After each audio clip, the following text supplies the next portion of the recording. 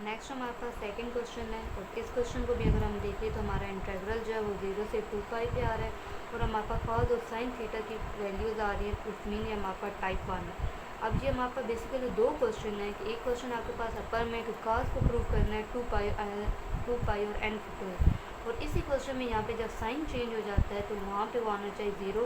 तो ये एक ही क्वेश्चन को लेकर स्टार्ट करेंगे और एंड पे हमारे पास आंसर दोनों के आ जाएंगे। तो सोल्यूशन में हम लोग आते हैं, तो हम लोग क्या करते हैं, जो काज वाली टर्म है वो सारी काज के साथ लिख ली प्लस आयोटा और इनटू हमारे पास साइन वाली जो टर्म है उसे साइन के साथ लिख ली, क्योंकि हमें पता है जो काज वाले होते हैं वो रियल टर्म होती है और जो साइन वाले होते हैं वो हमारे इमेजिनरी टर्म होती है और इमेजिनरी टर्म के साथ हमारे पास आयोटा है।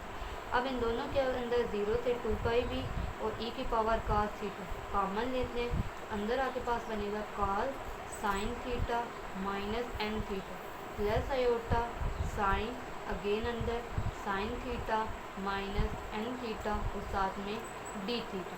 अब काज और जो एंगल है प्लस आयोटा साइन एंगल, तो हमारे पास ये होता है ना काज theta plus sign iota sine theta, इसे हम लिख सकते हैं ई की पावर आयोटा थीटा।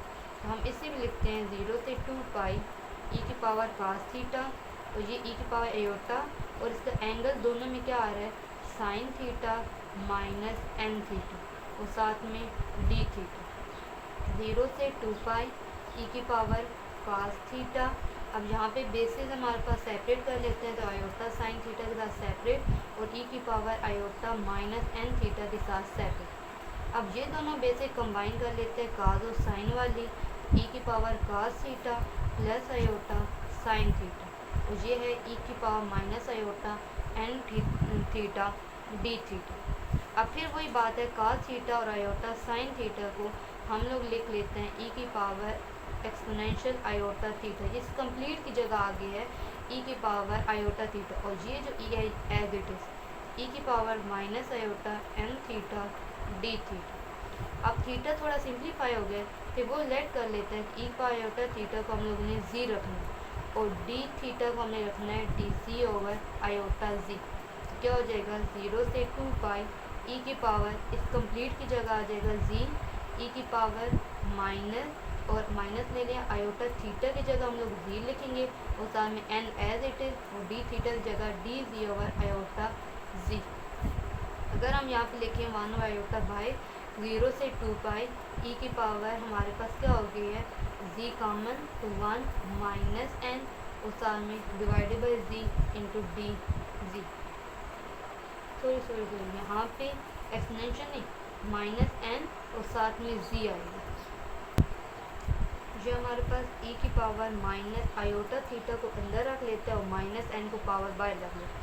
अब ई की पावर आयोटा थीटा की जगह जी आ जाएगा, होल पावर माइनस एन आ जाएगा और डी थीटा की जगह वैल्यू सबकी। अब ये डिनोमिनेटर में जब आएगा तो ये हमारे पास पॉजिटिव हो जाएगा, तो हमारे पास क्या हो जाएगा आई इक्वल टू 0 से 2 पाई ई की power g d g over iota g की पावर एन प्लस 1। अब ये हमारे पास सारा फंक्शन हो गया जो कि जी में चला गया 1 आयोटा बाहर ले 0 से 2 पाई और ये सारा हमारे पास फंक्शन एफ ऑफ जी जो कि हमारे पास सारा कन्वर्ट हो गया जी में।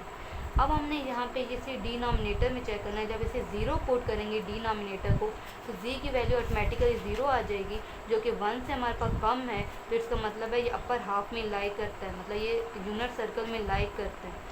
अगली चीज़ हमने रेजिड्यू कैलकुलेट करनी है, तो हमने लेक्चर 1 के अंदर बात की थी कि अगर हमारे पास पावर आ जाए तो रेजिड्यू कैलकुलेट करने का तरीका क्या है। तो हम लोग रेजिड्यू कैलकुलेट करते हैं, लिमिट क्या होगा डिनोमिनेटर में जी का पुट होगा 0 क्योंकि जी इक्वल टू 0 से आंसर आएंगे, तो जी की वैल्यू क्या है हमारे पास 0।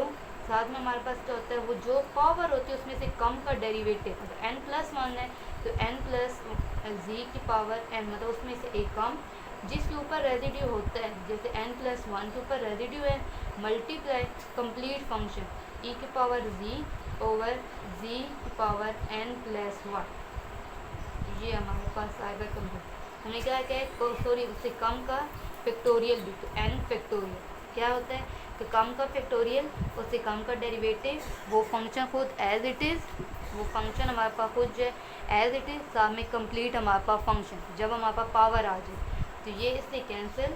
Are equal to limit g approaches to 0 d n over d g की पावर एन ई की power g into 1 over n का फैक्टोरियल। ई की पावर जी जितनी टाइम भी आप लोगे limit g approaches to zero, वो ई की पावर जी देगा डिवाइडेड बाई एन का फैक्टोरियल।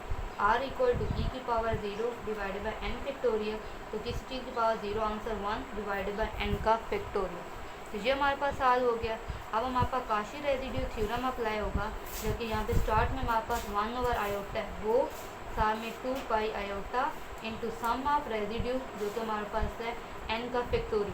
आयोटा आयोटा से कैंसिल, तो आई आ गया 2 पाई डिवाइड बाई एन का फैक्टोरियल। जब यहाँ पे अगर आई की हम बात करें तो इसके अंदर हमारे पास कॉस का फंक्शन था और हमारे पास साइन का फंक्शन था। अगर इसे मैं ऐसे लिखूँ I equal to 2 pi over n factorial plus zero iota, क्योंकि इमेजनरी कोई हमारे पास टर्म नहीं आई है। तो हम लोग अगर देखें, हम आई की जगह उसकी कंप्लीट वैल्यू लिखते हैं जो हमने शुरू से ले रहे होते हैं, जो क्वेश्चन होता है उससे हम आई कह रहे होते हैं। तो ये हमने आई की कंप्लीट वैल्यू ली जो हमने कॉज और साइन में लिया था। इक्वल टू हमारे पास क्या है 2 pi iota n factorial plus zero iota. अब हम कंपेयर करते हैं, जब रियल पार्ट कंपेयर होगा तो इधर का रियल पार्ट किसकी इक्वल है 2 पाई ओवर एन फैक्टोरियल। अब इमेजनरी पार्ट जब कंपेयर होगा तो इमेजनरी क्या है 0, तो यहाँ पे हमारे पास दोनों कंस्टेंट सॉल्व हो गए कि कॉस वाला जब सॉल्व होता है तो उसका आंसर आ गया 2 पाई ओवर एन फैक्टोरियल, तो जब साइन वाला सॉल्व हो गया तो आ गया 0। तो एक ही हमारे पास मेथड से हमने दो क्वेश्चन दोनों एट अ टाइम हम लोगों ने सॉल्व करना। तो आप लोगों ने हमारे पास याद रखना है कि आपने थोड़ी सिंप्लीफिकेशन करनी है। थीटा वाली टर्म को ये पावर थोटा को जी पुट कर लेना है। अब यहाँ पे जब पावर वाला टर्म आ गया तो हमने रेजिड्यू को बाय यूजिंग पावर सीरीज़ वाला मेथड लगा के हमने उसकी मदद से सॉल्व कर लेना और अपना आंसर फाइंड करना। अल्लाह हाफिज़ क्लास।